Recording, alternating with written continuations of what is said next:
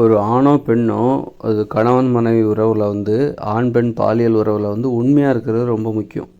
உண்மையாக இருந்தால் தான் நீங்கள் மனசு உறுதியாக இருக்கும். ஏன்னா உண்மையாக இருக்கிறது கஷ்டம். இப்போ வந்து பார்த்திங்கன்னா ஒரு பெண் இருக்கிறாங்கன்னு வச்சுக்கோங்க, ஒரு ஆண்கள் ஒவ்வொரு ஆண்களும் கூப்பிடுறாங்க, எல்லா ஆண்கள்ட்டையும் போகிறான்னு வச்சுக்கோங்க. அது வந்து ரொம்ப ஈஸி, போகிறது ஈஸி. கூப்பிடுறவங்ககிட்டலாம் போகிற பெண்கள் இருக்காங்க. உடல் உறவுக்கு கூப்பிடுறாங்கன்னு வச்சுக்கோங்க, ஒரு பெண் இருக்கிறா, எந்த ஆண் கூப்பிட்டாலும் அவள் போயிடுறா அப்படின்னா அது ரொம்ப ஈஸி. ஆனால் ஒருத்தருக்கு உண்மையாக இருக்கிறது இருக்குல்ல, ஒரு ஆணுக்கு உண்மையாக இருப்பது என்பது ரொம்ப கஷ்டம். அப்போ அந்த கஷ்டமான வேலை செய்கிறதுக்கு மன உறுதி தேவை. மன உறுதி அப்போ தான் கஷ்டமான வேலை செய்யும்போது தான் உங்களுக்கு மன உறுதி வரும். மனசு வந்து உறுதி எப்போ வரும்னா, நீங்கள் எந்த விஷயமா இருந்தாலும் சரி அதில் கஷ்டமாக இருக்கணும், அந்த வேலை உங்களுக்கு கஷ்டமாக இருக்கணும். அப்போது ஒருத்தருக்கு உண்மையாக இருக்கிறது தான் கஷ்டம். அதுமாதிரி ஒரு ஆண் இருக்கிறான், அவன் வந்து பார்க்குற ஒரு பெண்ணை பார்க்குறான் அப்படின்னா அவகிட்ட போகணுன்னு நினைக்கிறான், முயற்சி பண்ணுறான். அதனால் வந்து அவனுக்கு நிறைய பெண்ணுக்கிட்ட போயிட்டுருக்கான் அப்படின்னா அது வந்து அதில் வந்து உங்களுக்கு மன உறுதி இருக்காது. ஒரு பெண்ணுக்கு உறுதியாக இருக்கான் பாருங்கள், ஒரு பெண்ணுக்கு உண்மையாக இருக்கான் பார்த்தீங்களா, அதுதான் வந்து மன உறுதியை தரும். இப்போ விதவிதமாக பெண்கள் விதவிதமாக இருப்பாங்க, ஆண்கள் வந்து விதவிதமாக இருப்பாங்க. விதவிதமான ஆண்களை பார்க்கும்போது அந்த ஆண் கூட உடல் உறவு வச்சுக்கிட்டா நல்லா இருக்குமா, இந்த ஆண்கிட்ட உடல் உறவு வச்சா அது எப்படி இருக்கும், இந்த ஆண்கள்கிட்ட உடல் உறவு வச்சா எப்படி இருக்கும் அப்படின்னு சொல்லிட்டு கூப்பிடுற ஆண்கிட்டலாம் ஒரு பெண் போய்கிட்டே இருக்கான்னா இந்த உலகத்தில் எல்லோரும் புதுமையாக தான் இருப்பாங்க. ஒன்றுலேருந்து ஒன்று புதுமையாக தான் இருப்பாங்க. பெட்டராக இருப்பாங்கன்ட்டு சொல்ல, ஒன்றுலேருந்து ஒன்று புதுமையாக இருப்பாங்க. அவங்க வேறு மாதிரி இருப்பாங்க, இவங்க எப்படி இருக்காங்க, இவங்களோட அழகு எப்படி இருக்குது அப்படின்னு சொல்லிட்டு எல்லோரும் புதுமையாக இருப்பாங்க. அதுக்காக ஒவ்வொருத்தட்டையாக போயிட்டுருக்க முடியாது.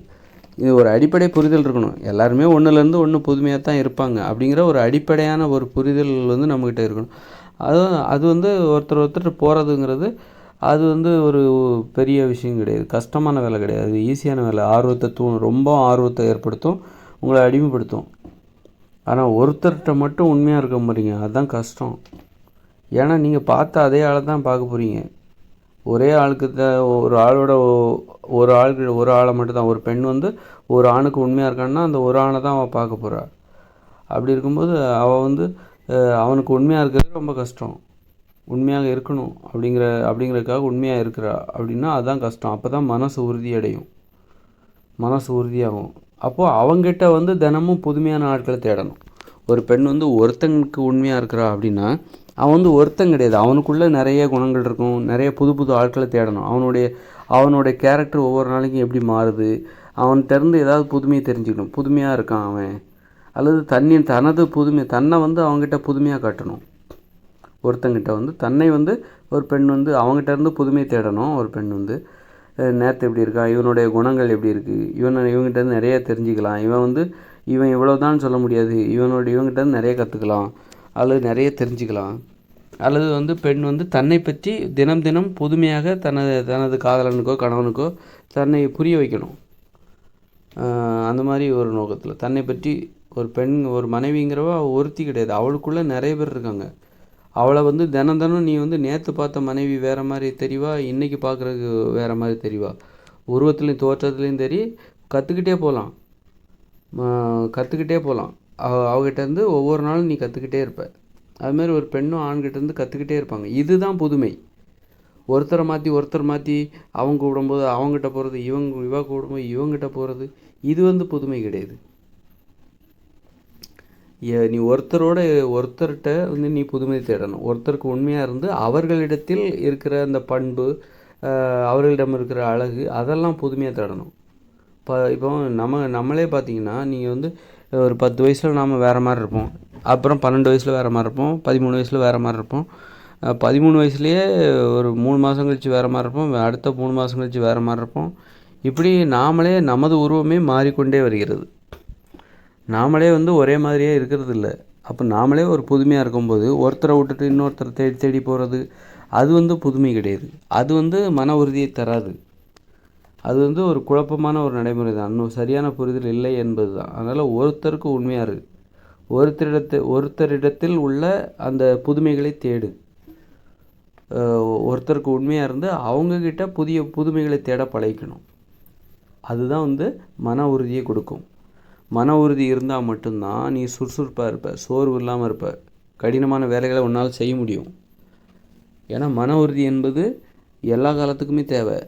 அதுவும் இயற்கையோடைய 2040க்கு பிறகு வருதில்ல, இயந்திர அறிவியல் உலக அழிவுக்கு பிறகு வரப்போகிற இயற்கையோடு இணைந்த மனித வாழ்க்கை.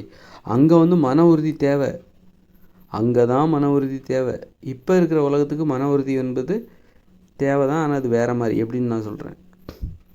இப்போ இயற்கையோடு இணைந்த மனித வாழ்க்கை இருக்குல்ல, அது சாதாரணமானது கிடையாது.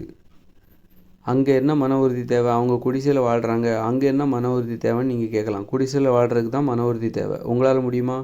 நீங்கள் இப்போ காங்கிரீட் கட்டடத்தில் வசிக்கிறீங்க, மெத்தையில் படுத்து தூங்குறீங்க, நல்லா போத்திக்கிட்டு தூங்குறீங்க. குளிர் வந்தால் சொகுசாக சோகமாக, ஒரு மே மாதம்னா நல்லா ஏசியை போட்டு தூங்குறீங்க, சொகுசாக தூங்குறீங்க. ஆனால் இயற்கையோடு இணைந்த மனித வாழ்க்கை 2040க்கு பிறகு வருது பாருங்கள். இயற்கையோடு இணைந்த மனித வாழ்க்கை அவங்க குடிசையில் தான் படுப்பாங்க. தரையில் ஏதாவது தரையில் வந்து சாணியை மூழ்கி அப்படி தரை மாதிரி ஏற்படுத்தி அதில் ஏதாவது குளிராமல் இருக்கிறதுக்கு அதில் ஏதாவது பாய் மாதிரி ஏதாவது விரித்து பாய் வந்து செஞ்சு கோரப்பாய் ஏதாவது செஞ்சு, கோரப்பாயெல்லாம் வந்து கோரப்பாயை நம்ம பயிரிடணும். அவங்க பயிரிடுவாங்க. பயிரிட்டு அதில் வந்து பாய் செஞ்சு படுத்து தூங்குவாங்க. அல்லது ஓலைப்பாய், பனை ஓலைப்பாய், தென்னை ஓலைப்பாய், தென்னந்தட்டின்னு சொல்லுவாங்க. தென்னை ஓலையில் வந்து படுக்கை அது வந்து பின்னி அதில் படுத்துப்பாங்க. குளிராமல் இருக்கும். குளிராமல் இருக்கிறதுக்கு என்ன பண்ணுவாங்கன்னு தெரில, கடுமையான குளிர்லாம் வரும். அப்போ அங்கே எவ்வளோ மன உறுதி தேவை நல்லா யோசிச்சு பாருங்கள். இயற்கையோடு இணைந்த மனித வாழ்க்கையில் நீங்கள் மன உறுதி இல்லைன்னா நீங்கள் செத்தே போயிடுவீங்க. இப்போ இந்த உலகம் இருக்குல்ல, இந்த உலகத்துலேருந்து நீங்கள் ஒரு 1000 பேர்த்த கூட்டிகிட்டு போங்க. அவங்க யார் என்னன்னு நீங்கள் விசாரிக்கவே வேண்டாம். இந்த இயந்திர அறிவியல் உலகிலேருந்து 1000 பேர்த்த கூட்டிகிட்டு போய் குடிசையில் வாழ வைங்க. அவங்கக்கிட்ட நீங்கள் எதுவுமே போர்வை எதுவும் கொடுக்கக்கூடாது. போர்வை, ட்ரெஸ்ஸு கூட எதுவும் கொடுக்கக்கூடாது. ஒரு குடிசையில் காட்டில் கூப்பிட்டு போய் குடிசையில் வாழ வைங்க. நீங்கள் அந்த இயற்கை பொருட்கள்லேருந்து தயாரித்த எதையாவது ஒரு பொருட்களை வச்சு உங்கள் உடம்பை நீங்கள் காப்பாற்றிக்கோங்க. உங்கள் குளிர் வந்தால் நீங்கள் போத்திக்கிறதுக்கு ஏதாவது இயற்கையிலேருந்து கிடைக்கிற பொருளை வச்சு நீங்கள் போத்திக்கோங்க அப்படின்னு சொல்லி பாருங்கள். அவங்க கஷ்டப்பட்டு கண்டிப்பாக எத்தனை பேர் 1000 பேர்த்தில் எத்தனை பேர் உயிரோடு இருப்பாங்கன்னே சொல்ல முடியாது. ஒரு 50 நாளைக்கு அப்புறம் பார்த்தா அதில் எத்தனை பேர் உயிரோடு இருப்பாங்கன்னே சொல்ல முடியாது. நிறைய பேர் செத்தே போயிடுவாங்க. குளிர் தாங்க முடியாமல் செத்து போயிடுவாங்க. குடிசையில் வாழ முடியாமல் செத்து போயிடுவாங்க. ஏன்னா இயற்கையோடு இணைந்த மனித வாழ்க்கை வாழ்வதற்கு உங்களுக்கு ரொம்ப மன உறுதி தேவை. தற்போதுள்ள இயந்திர அறிவியல் உலகில் வாழ்வதற்கு மன உறுதி என்பது வந்து தேவையில்லை. ஆனால் வந்து நீங்கள் ஒரு லட்சியவாதியாக வாழ்வதற்கு இல்லை மன உறுதி தேவை. தற்போதுள்ள இயந்திர அறிவியல் உலகில் லட்சியவாதியாக வாழ்வதற்கு மன உறுதி தேவை. உங்களுக்கு லட்சியம் எதுவுமே இல்லை அப்படின்னா உங்களுக்கு மன உறுதி இல்லாமலே நீங்கள் வாழ்ந்துட்டு போயிடலாம். மன உறுதியே தேவையில்லை. உங்களுக்கு குளிர் ஏதாவது போர்வை எடுத்து போத்திக்கிட்டு நல்லா உட்காந்துக்கிட்டு ஏதாவது டிவி பார்த்துட்டு மொபைல் ஃபோன் பார்த்துட்டு வேலைக்கு ஏதாவது எங்கேயாவது எப்படியா உங்களுக்கு சாப்பாடு கிடைக்கும். நிறைய உணவு உற்பத்தி அதிகமாகிடுச்சு. அதனால் பெருசாக நிறைய பேர் வந்து எப்படின்னா பிச்சை எடுத்தால் கூட சாப்பிட்றலாம். யார்கிட்டயா கை நீட்டினா காசு போடுவாங்க, இல்லை சாப்பாடு போடுவாங்க. சாப்பாடே நிறைய இடங்களில் சும்மா கொடுப்பாங்க, வாங்கி சாப்பிட்டு போயிடலாம், வாழ்ந்துடலாம். ஆனால் இயற்கையோடு இணைந்த மனித வாழ்க்கை 2040க்கு பிறகு வருது பாருங்கள். அங்கெல்லாம் மன உறுதி இல்லைன்னா உங்களால் வாழவே முடியாது. அப்போ மன உறுதி தான் அந்த குளிர், அங்கே இருக்கிற குளிர், குடிசையில் வாழ்க்கை. செருப்பே கிடையாது, செருப்பு போட மாட்டீங்க, செருப்பே கிடைக்காது. செருப்பு போடாத ஒரு வாழ்க்கை. குடிசையில் தான் உறங்கணும். குளிரும், பயங்கர குளிர், பயங்கர மழை பெய்யும், பெரிய மழை வரும், புயல் வரும். நைட்டு ஃபுல்லாக மழை பெஞ்சுன்னா நீங்கள் தூங்கவே முடியாது, ஒழுகும், உங்கள் குடிசை ஒழுகும். குடிசைக்குள்ளே நீங்கள் குத்த வச்சு உட்காந்துருப்பீங்க. மழை பெய்யுது, தூங்க முடியல, தரையெல்லாம் ஈரமாகி போச்சு அப்படின்னு. அப்போ இங்கே எவ்வளோ மன உறுதி தேவை தெரியுமா? இயற்கையோடு இணைந்த மனித வாழ்க்கை. அப்போ அந்த மன உறுதி உங்களுக்கு எங்கேருந்து கிடைக்கும்? நீங்கள் உண்மையாக இருக்க வேண்டும். உறவு முறைகளிடம் உண்மையாக இருக்க வேண்டும். கண்டவங்களெல்லாம் பார்த்துட்டு நான் அவங்க கூட போகிறேன், அல்லது இவனை பார்த்தேன், காலையில் இவனை பார்த்தேன் இவன் கூட போகிறேன், மத்தியானம் அவனை பார்த்தேன் அவங்க கூட போகிறேன், அப்புறம் வந்து நைட்டு இவன் கூப்பிட்டான் அவங்க கூட போகிறேன் அப்படின்னு சொல்லிட்டு ஒரு பெண்ணோ, அது மாதிரி ஒரு ஆண் வந்து இன்றைக்கி இவ கூட, நாளைக்கு அவ கூட, அதுமாதிரி 2 பொண்டாட்டி 3 பொண்டாட்டி, இந்த வேலையெல்லாம் இயற்கையோடு இணைந்த மனித வாழ்க்கையில் நடக்காது. 2-3 பொண்டாட்டி கட்டுறவன் வந்து அவனுக்கு மனசு உறுதியாகவே இருக்காது. ஒருத்தருக்கு உண்மையாக இருக்கணும். 3 பொண்டாட்டிக்கு உண்மையாக இருக்கிறதுக்கு பேர் உறுதி கிடையாது, அது பலவீனம். பலவீனமானவர்கள் அங்கு வாழ முடியாது. எங்கே இயற்கையோடு இணைந்த மனித வாழ்க்கையில் பலவீனமானவர்கள் வாழ முடியாது. அங்கே மன உறுதி உடையவர்கள் மட்டும்தான் வாழ முடியும். உண்மையாக இருந்தால் தான் மன உறுதியே வரும். ஒரு மனைவிக்கு உண்மையாக இருக்கணும், ஒரு கணவனுக்கு மனைவி உண்மையாக இருக்கணும், மனைவிக்கு கணவன் உண்மையாக இருக்கணும். அங்கே இத்தனைக்கும் பாருங்கள், இயற்கையோடு இணைந்த மனித வாழ்க்கையில் வந்து அவங்க ஆடை தொழிற்சாலை கிடையாது. இயற்கை பொருட்கள்லேருந்து கிடைக்கிற இயற்கையாகவே கிடைக்கும்ல தாவர பொருட்கள், அதுலேருந்து தான் இவங்க ஆடையை தயாரித்து அவரவர்களுக்கு தேவையான ஆடைகளை அவரவர்களே தயாரித்து அணிந்து கொள்ள வேண்டும். அப்படி இருக்கும்போது அவங்க முழுவதும் போத்திப்பாங்கன்னெலாம் சொல்ல முடியாது. கவர்ச்சியாக இருப்பாங்க, எல்லாம் உடல் உறுதியாக இருப்பாங்க, எங்கே போனாலும் நடந்து போவாங்க, ஓடி போவாங்க, விளையாடுவாங்க, ஆடுவாங்க, பாடுவாங்க, உடல் உறுதியாக இருக்கும். அதனால் கவர்ச்சியாக வேறு இருப்பாங்க. அப்படி இருக்கும்போது எல்லாருமே கவர்ச்சியாக இருப்பாங்க, எல்லாருமே அழகாக இருப்பாங்க. அழகாக இருந்துட்டாங்கன்னா உண்மையாக இருக்கிறது ஏன் உண்மையாக இருக்க முடியல? நிறைய பேரால் ஏன் மனைவிக்கு உண்மையாக இருக்க முடியல? நிறைய பெண்களால் ஏன் கணவனுக்கு உண்மையாக இருக்க முடியலன்னா, கணவன் அழகு இல்லாமல் இருக்கலாம், கவர்ந்து இழுக்கக்கூடிய அழகு கணவனிடம் இல்லாமல் இருக்கலாம், அது மாதிரி கவர்ந்து இழுக்கக்கூடிய அழகு மனைவியிடம் இல்லாமல் இருக்கலாம். அதனால் அந்த கணவனுக்கு வேறு பெண்களை தேடுவோம். ஒரு மனைவி கவர்ந்து எடுக்கக்கூடிய அழகுடன் அந்த மனைவி அமைந்து விட்டால் அந்த ஆண் தப்பான உறவை பற்றி யோசிக்கவே மாட்டான். தவறான உறவு மீது ஆண்களுக்கு ஏன் மோகம் வருகிறது என்பதற்கு காரணம் மனைவி அழகு இல்லாமல் இருக்கலாம், கவர்ந்து எடுக்கக்கூடிய அழகு அந்த மனைவியிடம் இல்லாமல் இருக்கலாம். தொப்பையும் குண்டாகவும் இருந்துட்டா அப்புறம் எப்படி கவர்ந்து எடுக்கக்கூடிய அழகு இருக்கும்? அதுமாதிரி ஒரு மனைவி ஏன் தப்பு பண்ணுறான்னா, கவர்ந்து இழுக்கக்கூடிய அழகு அந்த மனைவியின் கணவனிடம் இல்லாமல் இருக்கலாம், அந்த மனைவியின் கணவனிடம் இல்லாமல் இருக்கலாம். அதனால் வேறு ஆண்கள் மீது அவளுக்கு ஒரு தேடல் இருக்கும், ஒரு மோகம் இருக்கும், ஒரு ஆசை இருக்கும். ஒரு அழகான ஆண்களை பார்க்கும்போது அவளுக்கு ஒரு ஏக்கம் இருக்கும், ஒரு மயக்கம் இருக்கும். அது மாதிரி இதுதான் தப்பான உறவுக்கு இது ரொம்ப காரணம். சும்மா மனைவி கல்யாணம் ஆகிட்டாலே அவங்க கட்டுப்பாடாகிடுவாங்க அப்படின்லாம் கிடையாது. கவர்ந்து இழுக்கக்கூடிய அழகு இருக்கணும், அப்போ உடல் உறுதியாக இருக்கணும், அதுவே ஒரு அடிப்படையான அழகு. ஸ்லிம்மாக இருக்கணும், அதுவே ஒரு அடிப்படையான அழகு. அப்போ நீங்கள் இப்போ எல்லாருமே அழகாகிடுவாங்க. எப்போன்னா இப்போ போன தலைமுறையில் பார்த்தீங்கன்னா 30 வருஷத்துக்கு முன்னாடி பார்த்தீங்கன்னா எல்லாருமே அழகுன்னெலாம் சொல்ல முடியாது. அவங்க அந்த பழக்க வழக்கம் அழகுங்கிறதுக்கு இன்னும் என்ன காரணம் அப்படின்னா, நாகரிகமாக பேசணும், அறிவாக பேசணும், மூட நம்பிக்கைகளை போய் பேசிகிட்டு இருக்கக்கூடாது. அதெல்லாம் அழகே கிடையாது. கடந்த காலங்களில் அழகு இல்லாமல் இந்த மூட நம்பிக்கைகள் மனிதர்களை அழகு இல்லாமல் செய்துவிட்டது. நிறைய பேர் பார்த்திங்கன்னா அந்த அழகுபடுத்துகிறதே தெரியாது, அவங்களுக்கு எப்படி அழகுபடுத்துவது என்பதே தெரியாது. பல்ல ஒழுங்காக விளக்கணும், அதுக்கெல்லாம் கூட அறிவு தேவையாக இருக்கிறது, பகுத்தறிவு தேவையாக இருக்கிறது. உடம்பை ஆரோக்கியமாக வச்சுக்கணும், அதுக்கும் பகுத்தறிவு தேவையாக இருக்குது.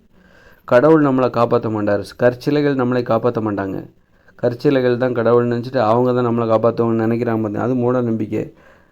அது நம்ம நல்ல ஆரோக்கியமான உணவு சாப்பிட்டா தான் நம்ம உயிர் வாழ்வோம், ஆரோக்கியமாக இருப்போம் அப்படிங்கிறது தான் பகுத்தறிவு. அப்போ நீங்கள் ஒரு ஆரோக்கியமான உணவு சாப்பிட்ணும், மூலிகைகளை தேடணும், காய்கறிகளை சாப்பிட்ணும், பழங்களை சாப்பிட்ணும், இதுதான் ஆரோக்கியத்திற்கு வழி. இந்த அறிவு வந்துட்டாலே உங்களுக்கு கடவுள் மீது உள்ள நம்பிக்கையே போயிடும். கடவுள் மீது யார் நம்பிக்கை வைப்பாங்கன்னா, இந்த மாதிரி இட்லி பூரி பொங்கல் தோசை சாப்பிட்டு பிரியாணி பழைய சாதம் சாப்பிட்றாங்க பாருங்கள், ஆப்பம் இடியாப்பம் பரோட்டா பூரி தோசை இந்த மாதிரி சாப்பிட்ற பழைய சாதம் இந்த மாதிரி சாப்பிட்றாங்க பாருங்கள். பேக்கரி உணவுகள், பேக்கரி ஸ்வீட்டு, பஜ்ஜி சமோசா இந்த மாதிரி சாப்பிட்றாங்க பார்த்தீங்களா, இவங்களுக்கு தான் கடவுள் நம்பிக்கை வரும், தீவிரமாக இருக்கும். நல்லா கவனித்து பாருங்கள். யாராவது ஒருத்தர் நல்ல காய்கறி பழங்கள் மூலிகைகள் உடற்பயிற்சி இந்த மாதிரி வாழ்கிறார் பாருங்க, இவர்கிட்ட கடவுள் நம்பிக்கை ரொம்பவும் குறைஞ்சிருக்கும், இல்லாமல் கூட போகும். அப்படி இருந்தும் நிறைய பேர் ஆன்மீகம் அப்படி இப்படின்னு சுற்றுவாங்க, ஆனால் வெறி பிடிச்சிருக்காது. அவங்களுடைய கடவுள் நம்பிக்கையில் கொஞ்சம் ஒரு நல்ல அணுகுமுறை இருக்கும், இன்னும் தெளிவாக இருக்காது, அவ்வளோதான். அதுக்காக அவங்க இப்போ அப்படின்னா நீங்கள் யாரையாவது மேற்கோள் காட்டி இவர் கூட தான் நல்ல காய்கறி மூலிகைகள் சாப்பிட்டுட்ருக்காரு, அவருக்கு கடவுள் நம்பிக்கை இல்லையா அப்படின்னு நீங்கள் என்கிட்ட கேட்கலாம். சிலர் நல்லா உடற்பயிற்சிலாம் செய்வாங்க, காய்கறி பழங்கள்லாம் சாப்பிடுவாங்க, ஆனால் ஏதோ ஆன்மீகம் சிவன் அப்படி இப்படின்னு சொல்லிகிட்டு இருப்பாங்க. அதனால் அவங்கள நீங்கள் மேற்கோள் காட்டாதீங்க. நான் சொல்கிறது நீங்கள் சரியாக புரிஞ்சுக்கோங்க.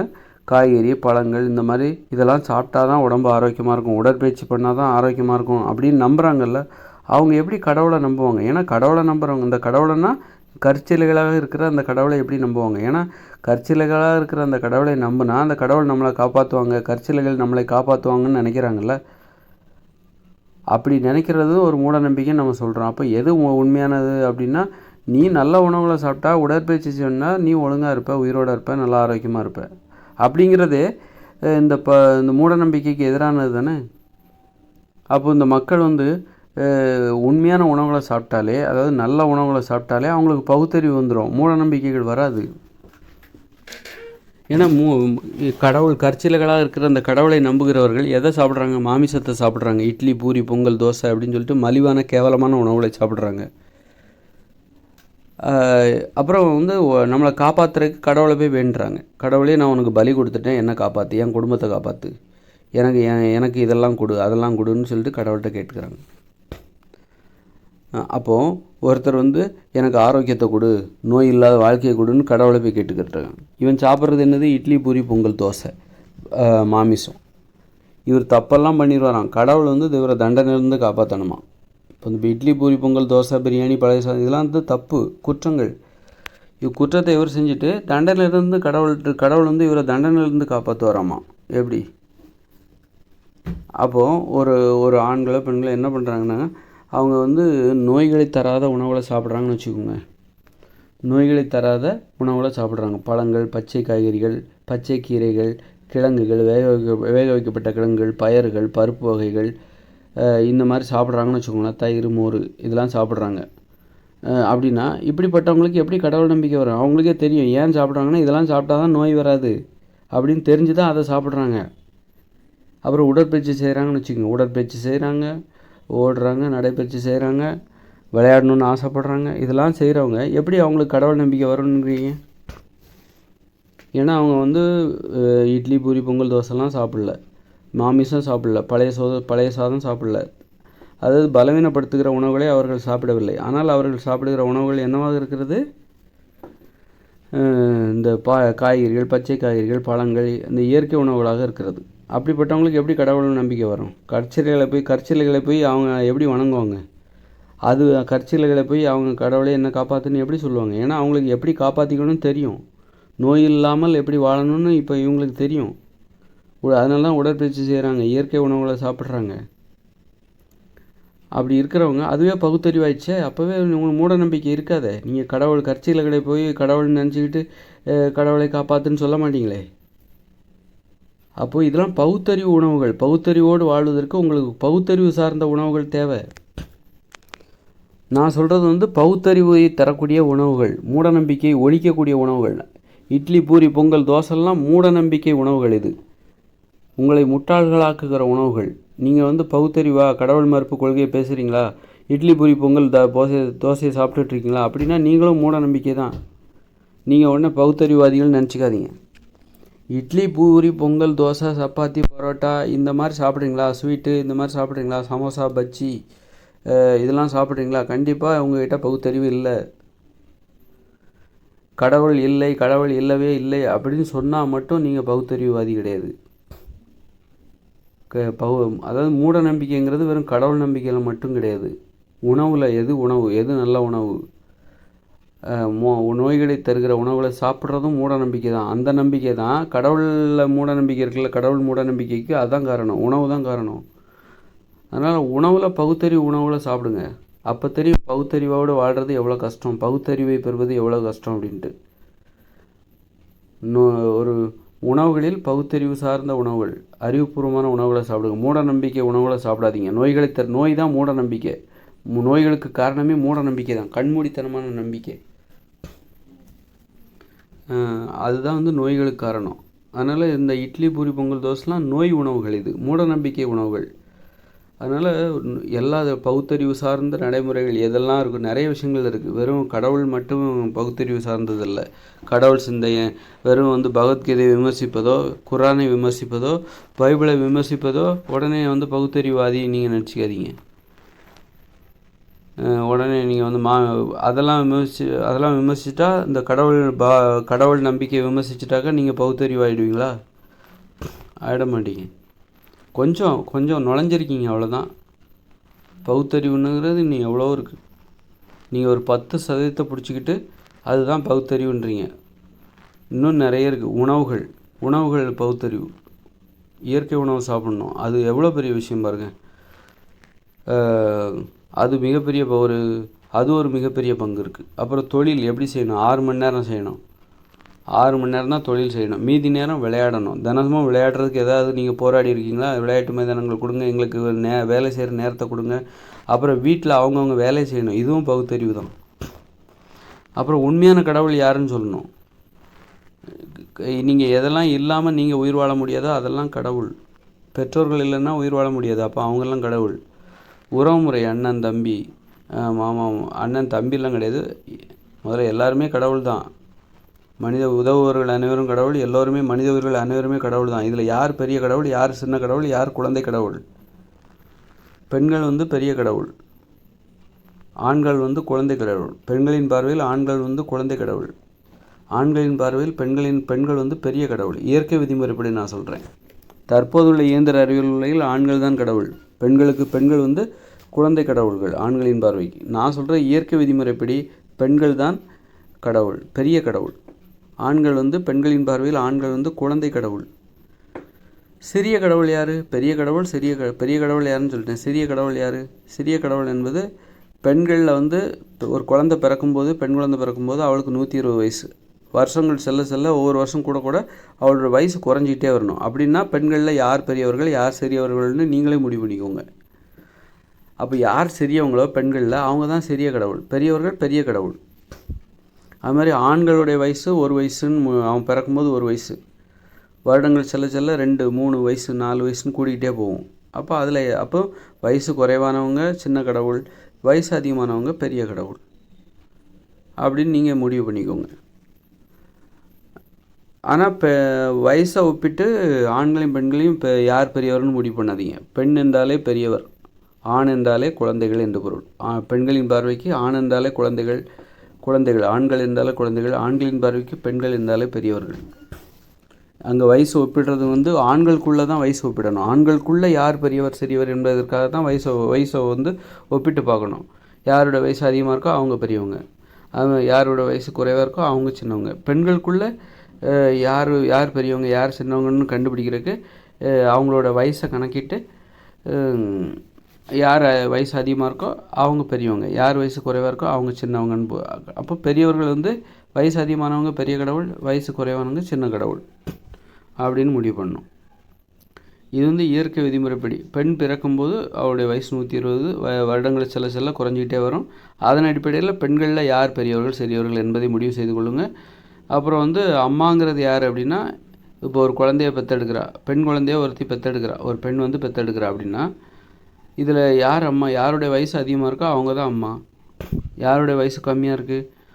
ஒரு பெண் ஒரு பெண் குழந்தைய பெற்றெடுக்கிறா அப்படின்னா அந்த பெண் குழந்தையோட வயசு என்னது? 120. பிறக்கும்போது ஒரு பெண் குழந்தையின் வயசு 120. ஆனால் ஒரு பெண் 20 வருஷம் கழித்து தான், பிறந்து 20 வருஷம் கழித்து தான் கல்யாணமே பண்ணுறா, ஒரு குழந்தைய பெற்றெடுக்கிறா. அப்படி பெற்றெடுக்கிற குழந்தை பெண் குழந்தையாக இருக்குது.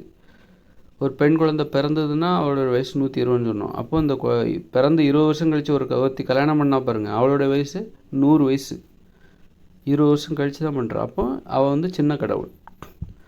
அப்போ அம்மாங்கிறது யாருன்னா, அந்த பெண் குழந்தை பிறந்தது பார்த்திங்களா, அந்த பெண் குழந்தை தான் அம்மா. ஏன்னா வயசு அதிகமாக இருக்குது. அம்மானா பெரியவங்கன்னு அர்த்தம். அந்த குழந்தைய பெற்றெடுத்தா பாருங்கள் ஒரு பெண், அவள் மகள் என்று பொருள். ஆனால் ஆண்களுடைய உறவுமுறை இயற்கை விதிமுறைப்படி பெண்களுக்கு ஆண்களுடைய உறவுமுறையில் எந்த மாற்றம் இல்லை. அப்படின்னா பெண்களுக்கு அப்பாங்கிற உறவுமுறை இருக்குது. ஆனால் ஆண்கள் அனைவரும் குழந்தைகள். அப்பாங்கிறவர் குழந்தை. பெண்களின் பார்வையில் அப்பா என்பவர் ஒரு குழந்தை, அப்பா குழந்தை. அது மாதிரி அண்ணங்கிறது ஒரு குழந்தை, அண்ணன் தம்பி இது எல்லாம் மாறாது. தம்பிங்கிறது ஒரு குழந்தை. அண்ணனும் சரி அப்பாவும் சரி பெண் குழந்தைகளை பார்க்கும்போது அப்பாவுக்கு மகள்னா என்னென்னா பெரியவள் அப்படின்னு அர்த்தம். அதாவது தன்னை விட பெரியவள். அப்பாவுக்கு மகள் என்பது யார் அப்படின்னா, அப்பாவாகிய தன்னை விட அவள் பெரியவள் என்று பொருள். அதனால் மகளை கூப்பிடும்போது மகளே வாங்க போங்க, எங்கே மகளை காணோம், எங்கள் என் மக தான் இவங்க என்னுடைய மகள் அப்படின்னு தான் மற்றவங்கள்ட்ட அறிமுகப்படுத்தணும். இந்த மாதிரி இந்த உறவு முறைகளை முதல்ல கொஞ்சம் புரிஞ்சுக்கணும். அப்படின்னா ஒரு பெண்ணுக்கு ஒரு பெண் குழந்தை அவளை பெற்றெடுத்தவ அவளுடைய மகள் அப்படின்னா, அவளுடைய மகளுடைய கணவர் அப்பா. ஒரு பெண் குழந்தை பிறக்குது. அந்த பெண் குழந்தைய வந்து பெற்றெடுக்கிறாள்ல ஒரு பெண், அந்த பெண் வந்து இந்த பெண் குழந்தைக்கு மகள், அந்த பெண் குழந்தை தான் அம்மா. அப்படின்னா இந்த மகளின் கணவர் யார்? அப்பான்னு நம்ம சொல்லியிருக்கோம், அப்படி தானே? அப்போ மகளின் கணவர் எப்படி அப்பாவாக முடியும்னு நீங்கள் கேட்கலாம். ஒரு பெண் குழந்தை பிறக்கும் போதே அம்மாவாக பிறக்கிறாள். அப்போது ஒரு பெண் குழந்தையை பெற்றெடுக்கிற பெண் இருக்கிறாள்ல, அவள் வந்து மகளாக மாறி விடுகிறாள். பெண் குழந்தை ஒரு ஆண் குழந்தையை பெற்றெடுக்கும் போது அவள் அம்மாவாக ஆகிறாள். ஒரு பெண் குழந்தையை பெற்றெடுக்கும் போது அவள் மகளாக ஆகிவிடுகிறாள். அந்த பெண் குழந்தையை பெற்றா பாருங்கள், அவள் மகளாக மாறி விடுகிறாள். ஆண் குழந்தையை பெற்றெடுக்கும் போது தான் அவள் அம்மாவாக மாறுகிறாள். ஒரு பெண் குழந்தையை பெற்றெடுக்கும் போது அந்த பெண் வந்து அவள் மகளாக மாறி விடுகிறாள். அவள் பெற்றெடுத்த அந்த பெண் குழந்தை அம்மாவாக ஆகிவிடுகிறாள், அம்மாவாக பிறக்கிறாள். அப்படின்னா ஒரு பெண் வந்து பெண் குழந்தையை பெற்றெடுக்கிற ஒரு பெண் வந்து பெண் குழந்தையை பெற்றெடுக்கிறாள். அந்த பெண் குழந்தை வந்து அம்மாவாக நடந்து கொள்கிறாள். அப்படி இருக்கும்போது அந்த அம்மாவாகிய அந்த பெண் குழந்தை வந்து தன்னை பெற்றெடுத்த பெண்ணை தனது மகளாக நினைக்கிறாள். ஆனால் தன்னை பெற்றெடுத்த அந்த பெண்ணின் கணவனை அப்பாவாக நினைக்கிறாள். அப்படின்னா அப்பாவுடைய மனைவி எப்படி மகளாக முடியும் அப்படின்னு நீங்கள் கேட்கலாம். அப்படித்தான் அது. அப்பாவுடைய மனைவி வந்து அம்மாவாக இருக்க வேண்டும் என்கிற அவசியமில்லை. அப்பாவின் மனைவி என்பது அம்மாவாக இருக்க வேண்டும் என்கிற அவசியமில்லை. ஒரு பெண்ணுக்கு, ஒரு பெண் குழந்தைக்கு தனது அப்பாவின் மனைவி, ஒரு பெண் குழந்தைக்கு தனது அப்பாவின் மனைவி தனக்கு மகளாக பார்க்கிறாள். அப்பாவின் மனைவியை தனது மகளாக பார்க்கிறாள். ஒரு பெண் குழந்தை வந்து தனது அப்பாவின் மனைவியை தனது மகளாக பார்க்கிறாள். நல்லா புரிஞ்சுக்கோங்க. அது மாதிரி ஒரு பெண் வந்து தான் பெற்றெடுத்த பெண் குழந்தையை அம்மாவாக பார்க்கிறாள். நல்லா பார்த்துக்கோங்க. தான் பெற்றெடுத்த குழந்தையை, பெண் குழந்தையை அம்மாவாக பார்க்கிறாள். அதே பெண் வந்து தான் பெற்றெடுத்த ஆண் குழந்தையை மகனாக பார்க்கிறாள். ஒரு பெண் வந்து தான் பெற்றெடுத்த பெண் குழந்தையை அம்மாவாக பார்க்கிறாள். அதே பெண் வந்து தான் பெற்றெடுத்த ஆண் குழந்தையை மகனாக பார்க்கிறாள். இது நல்லா புரிஞ்சுக்கோங்க. அதனால் வந்து ஒரு பெண் குழந்தை வந்து தன்னை பெற்றெடுத்த பெண்ணை மகளாக பார்க்கிறாள். அப்படின்னா அந்த பெண் குழந்தை வந்து தன்னை பெற்றெடுத்த அந்த தந்தை இருக்கிறனால அவனை வந்து மகனாக தானே பார்க்கணும் அப்படின்னு நீங்கள் கேட்கக்கூடாது. அப்படி கிடையாது, அப்பாவாகத்தான் பார்க்கிறாள். ஆண் உறவு முறையில் பெண்களுக்கு எந்த மாற்றமும் இல்லை. ஆனால் ஒரு பெண் குழந்தை பிறக்கும்போது அவளுக்கு அம்மா கிடையாது. ஏன்னா அவள் தான் அம்மா, அந்த பெண் குழந்தை தான் அம்மாவாக பிறக்கிறாள். அவளுக்கு வந்து அம்மா என்கிற உறவு எப்போ வருதுன்னா, ஒரு பெண் குழந்தையை பெற்றெடுக்கும் போது தான் ஒரு பெண் வந்து அம்மா என்கிற உறவு முறையே கிடைக்குது. ஒரு பெண்ணுக்கு எப்போ அம்மா கிடைக்கிறாங்கன்னா, அவள் ஒரு பெண் குழந்தையை பெற்றெடுக்கிறா பாருங்க, அவள் பெற்றெடுக்கிற பெண் குழந்தை தான் அம்மா. ஆனால் வந்து அம்மா இல்லாத பிள்ளையாகத்தான் ஒரு பெண் குழந்தை பிறக்கிறாள். ஏன்னா இவளே அம்மாவாக பிறக்கிறாள். ஆதலால் இவளுக்கு அம்மா என்கிற உறவு வெளியில் இல்லை, இவளே அம்மாவாக பிறக்கிறாள்.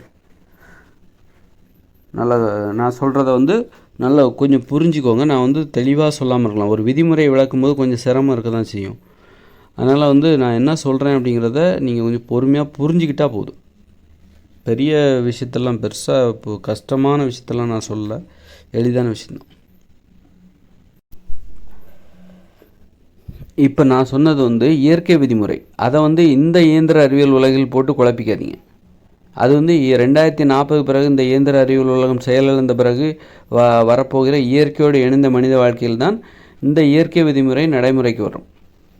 அதனால் அதை வந்து இந்த இயந்திர அறிவியல் உலகில் வந்து நடைமுறைப்படுத்த முயற்சிக்காதீர்கள். இந்த இயந்திர அறிவியல் உலகில் இதற்கென ஒரு விதிமுறை இருக்குது. அந்த விதிமுறையை தான் நீங்கள் கடைபிடிக்கணும். இந்த இயந்திர அறிவியல் உலகில் ஆண்கள் பிறக்கும்போது அவங்களுடைய வயசு 120. அப்படின்னா வருஷங்கள் செல்ல செல்ல குறைஞ்சிட்டே போகும். ஏன்னா இது வந்து செயற்கையானது. அப்படியே இயற்கையான நடைமுறையிலேருந்து அப்படியே தலைகளாக மாற்றிட்டு கடைபிடிக்கக்கூடிய ஒரு செயற்கையான நடைமுறை தான் தற்போதுள்ள இயந்திர அறிவியல் உலகிற்கு ஏற்றது. அதுதான் சரியானது. அதை நீங்கள் மீறினீங்கன்னா நீங்கள் குழம்பிடுவீங்க. அதனால் தற்போதுள்ள இயந்திர அறிவியல் உலகில் ஆண்கள் பிறக்கும்போது அவங்களுடைய வயசு 120. வருடங்கள் செல்ல செல்ல குறைஞ்சிக்கிட்டே போகும். அப்படின்னா ஆண்களில் யார் பெரியவர் யார் சிறியவர் என்பதை முடிவு செய்யுங்கள். ஆண்கள் பிறக்கும்போது அப்பாவாக பிறக்கிறார். பெரியவங்களுக்கு தான் அப்பா, அம்மா, அண்ணன், தாத்தா இதெல்லாம் பெரியவங்க, ஆண்களில் பெரியவர்களுக்கு உள்ள உறவுமுறைகள். தாத்தா, அண்ணன், அப்பா, மாமா, சித்தப்பா, பெரியப்பா, இதெல்லாம் தம்பி தங்கைங்கிறது தம்பி, பேரன், மகன், இதெல்லாம் சின்ன உறவுமுறை.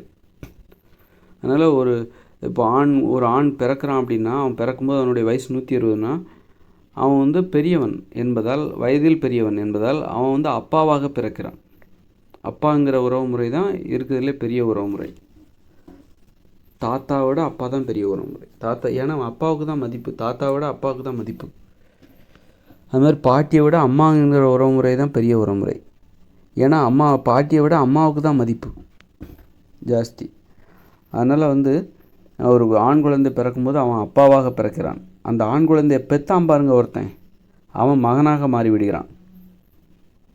ஒரு ஆண் குழந்தையை பெற்றெடுக்கும்போது அவன் அப்பாவாகவில்லை, மகனாக மாறிவிடுகிறான். அதனால் வந்து ஒரு ஆண் வந்து அவனுக்கு எப்போ அப்பா என்கிற உறவு கிடைக்குது அப்படின்னா, அந்த அப்பா என்கிற தகுதி அவனுக்கு எப்போ கிடைக்குதுன்னா, பெண் குழந்தையை பெற்றா மட்டும்தான் அவன் அப்பா என்கிற தகுதி அடைகிறான். அப்பா என்கிற உறவு முறையை உணர்கிறான் பெண் குழந்தையை பெற்றெடுக்கும் போது தான்.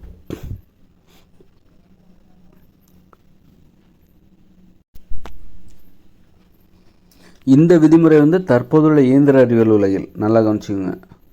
ஆனால் நான் முன்னாடி சொன்னதையும் போட்டு இதையும் போட்டு குழப்பிக்கிறீங்க, என்ன மாற்றி ஏதாவது சொல்கிற அப்படின்னு சொல்லிட்டு குழப்பி. அதனால் வந்து இந்த இயந்திர அறிவியல் உலகில் ஒரு ஆண் வந்து ஒரு பெண் குழந்தையை பெற்றெடுக்கும்போது அப்பாவாக உணர்கிறான் தன்னை.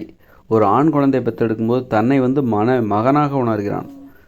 தனக்கு பிறந்தது ஆண் குழந்தை என்பது ஆண் குழந்தை அல்ல, அது அப்பாவைத்தான் ஆண் குழந்தையாக பெற்றெடுக்கிறான் இந்த இயந்திர அறிவியல் உலகில்.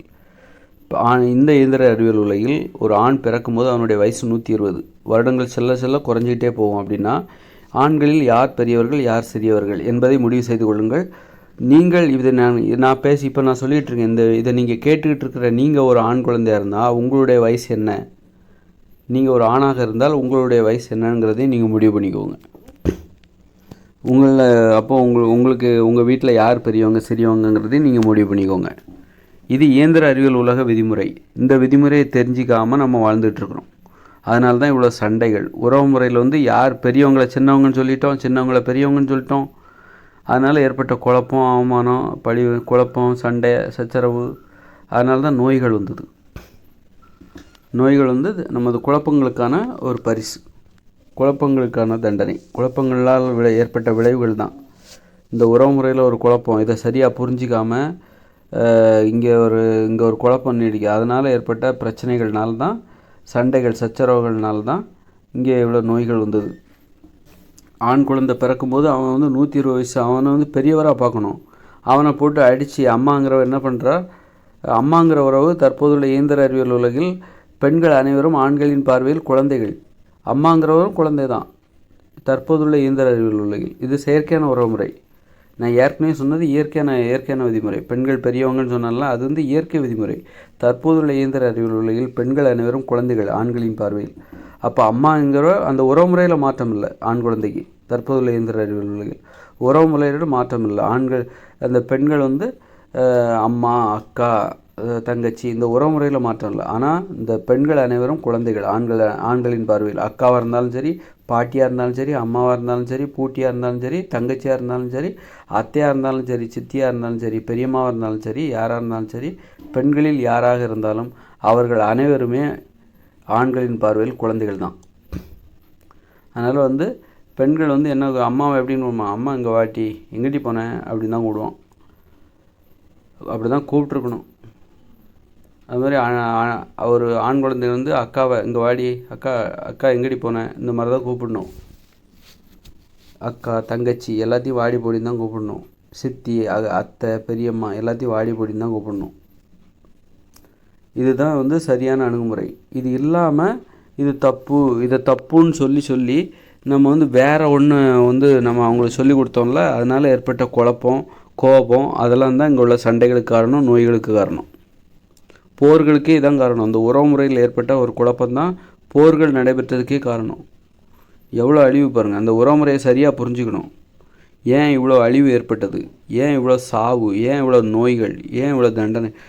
இதுக்கெல்லாம் என்ன காரணம்னா நம்ம சாப்பிட்ற சாப்பாடு தான் காரணம். ஏன் உண்மையை புரிஞ்சிக்க முடியல, ஏன் நான் சொல்கிற இந்த உண்மையை ஏன் நம்மளால் புரிஞ்சிக்க முடியல, ஏன் இதுவரை இந்த மனித இனம் புரிஞ்சிக்கல அப்படின்னா நாம் சாப்பிட்ற சாப்பாடு நம்மளை முட்டாள்களாக்குகிற உணவுகளை சாப்பிட்டுட்டு வரோம்.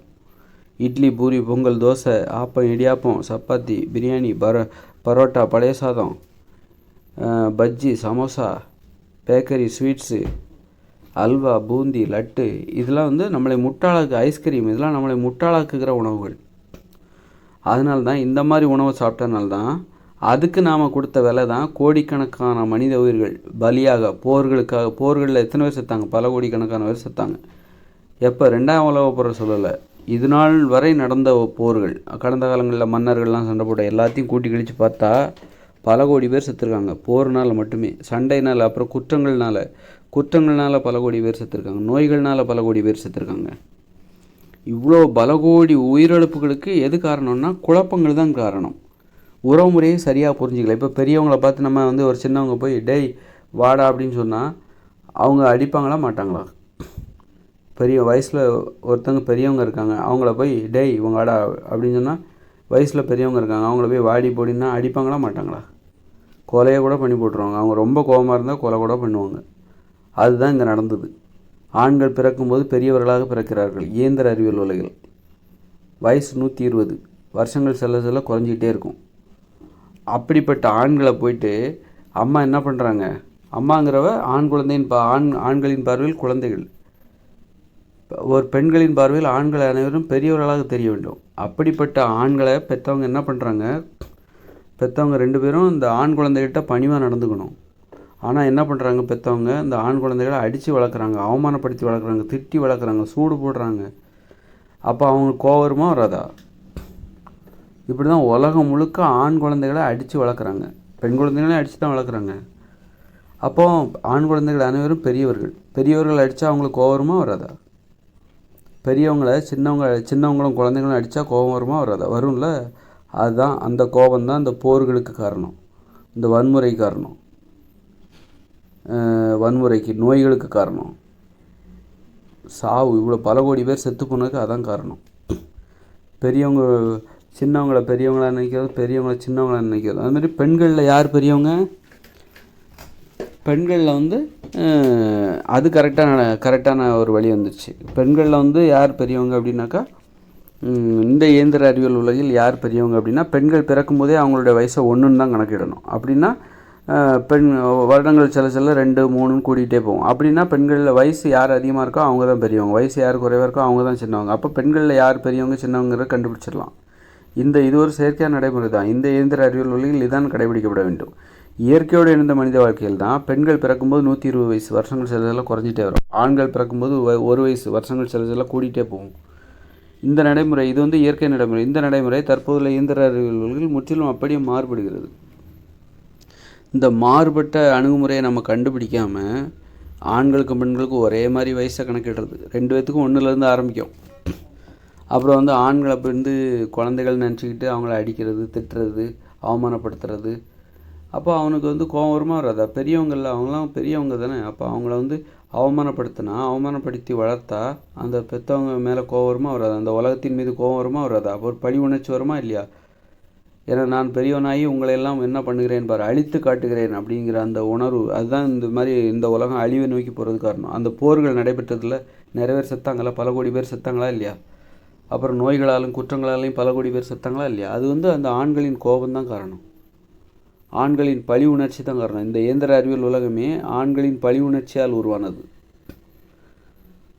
இப்படி அதனால் நம்ம இந்த உறவுமுறையை சரியாக புரிஞ்சிக்காமல், அதுக்கு என்ன காரணம்? உறவுமுறை ஏன் நம்ம சரியாக புரிஞ்சிக்க முடியல? நான் சொல்கிற இந்த உண்மை ஏன் தெரியாமல் போச்சு இந்த உலகத்துக்கே தெரியல பாருங்கள். ஆனால் நிறைய பேர் கடைப்பிடிக்கிறாங்க. சிலர் தன்னுடைய ஆண் பிள்ளைகளை வாங்க போங்கன்னு சொல்லுவாங்க. சிலர் அந்த மாதிரி நடைமுறைகள் 1, 2 இருந்தாலும் அதுக்கான ஒரு முழு வடிவம் கொடுக்கப்படவில்லை. அப்போ எவ்வளோ பெரிய எந்த அளவுக்கு நம்மளை முட்டாளாக வச்சுருக்குது அப்படின்னா அதுக்கு காரணம் நாம் உண்ணுகிற உணவுகள் தான் காரணம். இட்லி, பூரி, பொங்கல், தோசை. இப்போ நானே பார்த்திங்கன்னா எனக்கு நான் சின்ன வயசுலேருந்து நான் சரியான வழியில் இங்கே ஒரு மிகப்பெரிய புரட்சியை நான் பண்ணியிருப்பேன். அந்த இன்றைக்கி வந்து ஆராய்ச்சி முடிய போகிற நேரத்தில் நான் வந்து இதெல்லாம் பேசிக்கிட்டு இருக்கேன். இன்றைக்கி நான் சிந்தித்து முடித்து விட்டேன். நான் முழுமை பெற்று விட்டேன். நான் தெளிவு பெற்று விட்டேன். குழப்பங்கள் முற்றிலும் தீர்ந்து விட்டது. குழப்பங்கள் ஆராய்ச்சியெல்லாம் நடக்கும்போது குழப்பங்களை போக்கிக் கொள்வதற்கான அந்த ஆராய்ச்சியின் ஆரம்ப கட்டத்தில், அப்புறம் வந்து ஆராய்ச்சியின் மத்திய காலகட்டத்தில், இறுதி காலகட்டத்தில், இது எல்லாமே நான் விழிப்புணர்வற்ற நிலையில் நான் இருந்து விட்டேன். எனக்குள்ள ஒரு ஆராய்ச்சி, பெரிய ஒரு புரட்சிக்கான ஆராய்ச்சி நடந்துக்கிட்டு இருக்குங்கிறதே எனக்கு தெரில. நான் என்ன பண்ணிட்டேன், இந்த எல்லோரும் மாதிரியும் இட்லி, பூரி, பொங்கல், தோசை, பிரியாணி இந்த மாதிரி சாப்பிட்டு, பழைய சாதம் இந்த மாதிரி சாப்பிட்டு நானும் மூட நம்பிக்கையில் மூழ்கி போய்விட்டேன். எனக்கு ஆராய்ச்சி செய்ய வேண்டும், எனக்கு ஒரு பொறுப்பு இருக்கிறது, கடமை இருக்கிறது என்பதை உணராமலேயே நான் இருந்து விட்டேன். இன்றைக்கி நான் உணர்கிறேன். இன்றைக்கி நான் வந்து அதெல்லாம் சாப்பிட பயப்படுறேன். இந்த நான் சொன்னல இட்லி, பூரி, பொங்கல், தோசை அதெல்லாம் சாப்பிட்றதுக்கு நான் இன்றைக்கி பயப்படுறேன். ஏன்னா இதை சாப்பிட்டா எனக்கு வந்து இந்த இயற்கையை பற்றிய உண்மைகள் தெரியாமல் போயிடும். நான் யோசிக்க முடியாது, என்னால் எழுதணுங்கிற அந்த உணர்வே வராது, எனக்கு பேசணுங்கிற உணர்வே வராது. அந்த இயற்கையை பற்றிய உண்மைகள் எனக்கு தெரியாமல் போயிடுங்கிறது எனக்கு தெளிவாக தெரியுது. நிறைய அனுபவங்கள் இருக்குது எனக்கு. அந்த புரிதலை வச்சுட்டு தான் நான் இதை சொல்கிறேன். அதனால தான் எனக்கு பயந்து போய் நான் இந்த இட்லி, பூரி, பொங்கல்லாம் பார்த்தா எனக்கு பயம் வருது. அதை சாப்பிட்டா எனக்கு இந்த சிந்திக்கிற திறன் வந்து தடைப்படும், நிறுத்தப்படும் அப்படிங்கிறது நல்லாவே தெரியுது. நிறைய அனுபவத்தின் மூலமாக நான் அதை கண்டுகொண்டேன். அந்த மாதிரி நாம் எல்லாருமே அந்த மாதிரி உணர்ந்து ஒரு இட்லி, பூரி, பொங்கல், தோசையெல்லாம் எப்படி சாப்பிடாமல் இருக்க முடியும்னு நீங்கள் கேட்கலாம். நீங்கள் வந்து சரியான உணவு சாப்பிட்டீங்கன்னா தவறான உணவு சாப்பிட மாட்டீங்க. உங்களுக்கு ஒரு சரியான உணவு மீது ஒரு அனுபவமே இல்லை. ஒரு அனுபவத்திற்காகவாது நீங்கள் ஒரு சரியான உணவு சாப்பிட்டு பழகிருக்கீங்களா? அதாவது இயற்கை உணவுகளை சாப்பிட்ருக்கீங்களா? ஒரு அனுபவத்துக்காக. வாழ்நாள் முழுவதும் சாப்பிடத்தானே போகிறீங்க.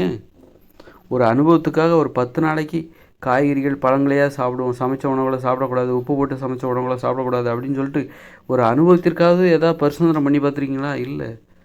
ஒரு தலைபட்சமாகவே வாழ்ந்துட்டு போகிறீங்க. எப்போ பார்த்தாலும் சமைச்ச உணவே சாப்பிட்டுக்கிட்டே இருக்கீங்க. ஒரு அனுபவத்திற்காக வாழ்நாள் முழுவதும் சமைச்ச உணவு தானே சாப்பிட போகிறீங்க. ஒரு 10 நாளாவது பச்சை காய்கறிகள், பழங்களை சாப்பிடலாமே. ஒரு 10 நாளாவது மாமிசம் சாப்பிடாமல் இருக்கலாமே. ஏன்னா இங்கே நிறைய குழப்பங்கள் இருக்குது, நிறைய நடைமுறைகள் இருக்குது, நிறைய வந்து உணவு முறைகள் இருக்குது. பேலியோ டயட்டுன்றாங்க, அந்த டயட்டுன்றாங்க, கீட்டோ டயட்டுன்றாங்க, சைவங்கிறாங்க, அசைவங்கிறாங்க. அப்போ நிறைய உணவு முறை இருக்குது. அப்படி இருக்கும்போது நீங்கள் அதெல்லாம் வந்து கேட்டுட்டு ஏன் போயிட்டே இருக்கீங்க? சாப்பிட்டு தான் பார்ப்போம். அசைவம் சாப்பிடாமல் 1 மாதம் இருந்து பார்ப்போம். சைவம் மட்டுமே சாப்பிட்டு 1 மாதம் இருந்திருப்போம். பழங்கள் மட்டுமே சாப்பிட்டு 1 மாதம் இருந்து பார்ப்போம். பட்டினி கடந்து பார்ப்போம். ஒரு 2-3 நாளைக்கு பட்டினி கடந்து பார்ப்போம். எந்த பரிசோதனையும் பண்ணுறது கிடையாது. அதை பற்றி உங்களுக்கு அக்கறையே கிடையாது. அப்படியே இட்லி, பூரி, பொங்கல், தோசை, பிரியாணி, பழைய சாதம் இதெல்லாம் சாப்பிட்டு போயிட்டே இருக்கீங்க. அந்த மாதிரி அக்கறை இல்லாமல் ஒரு பரிசோதனை பண்ணாமல் நீங்கள் போனதுனால தான் உண்மை உங்களுக்கு தெரியாமல் போச்சு. அதனால தான் நாமெல்லாம் வந்து நமக்கு வந்து உண்மை தெரியாமல் போச்சு. அதனால தான் போர்கள் வந்து உலகம் முழுக்க உள்ள மக்களுக்கு அதுதான் நடந்தது. அதனால தான் உண்மை தெரியாதனால தான் இந்த சண்டைகள், சச்சரவுகள். நமக்கு தெரிஞ்சது தான் உண்மைன்னு நம்ம நினச்சிக்கிட்டோம். சண்டைகள், சச்சரவுகள், போர்கள், பலிகள், பல கோடி பேர் இன்றைக்கி நோயால் அவஸ்தைப்படுறாங்க. பல கோடி பேர் செத்துக்கிட்டு இருக்காங்க விபத்துனால. எல்லாவற்றுக்கும் காரணம் அறியாமை தான், மூட நம்பிக்கை தான், நாம் சாப்பிட்ற உணவு தான் காரணம். ஒரு பகுத்தறிவு சார்ந்த உணவுங்கிறது சாதாரண விஷயம் கிடையாது. பழங்கள், காய்கறிகளை சாப்பிட்டா பகுத்தறிவு வந்துடுமான்னு கேட்காதீங்க. அது அவ்வளோ கஷ்டம். நீங்கள் சாப்பிட்டு பாருங்கள், தெரியும். அப்போ தெரியும் உங்களுக்கு பகுத்தறிவு என்பது எவ்வளோ பெரிய விஷயம்ட்டு. உங்களால் சாப்பிடவே முடியாது. அது எத்தனை பேர் சாப்பிடுவீங்க? உங்களால் பழங்களையும், காய்கறிகளையும், பயிர் வகைகளையும், கிழங்குகளையும், கீரைகளையும் சாப்பிட முடியுமா? முட்டை, பால், தயிர், மோர் இதை மட்டுமே சாப்பிட முடியுமா? இட்லி, பூரி, பொங்கல், தோசை இதெல்லாம் சாப்பிடக்கூடாது. மாமிசம் சாப்பிடக்கூடாது. உங்களால் முடியுமா? அப்போ நீங்கள் சாப்பிட்டு பாருங்கள். அப்போ தான் தெரியும் பகுத்தறிவு என்பது எவ்வளோ கஷ்டமான விஷயம் அப்படின்ட்டு. ஏன் நம்ம இவ்வளோ தூரம் இன்றைக்கி நாம் சாப்பிட்டுட்டு இருக்கோமே, நாம் சாப்பிடல, நம்மளை தான் அது சாப்பிட்டுட்ருக்கு. அந்த உணவுகள் நம்மை சாப்பிட்டு கொண்டு இருக்கிறது. மூட நம்பிக்கை உணவுகளுக்கு நாம் தான் உணவாகி கொண்டிருக்கிறோம். நாம் சாப்பிட்ற உணவை நாம் சாப்பிடணும். நாம் சாப்பிடுகிற உணவுகள் நம்மை சாப்பிட்டு விடக்கூடாது.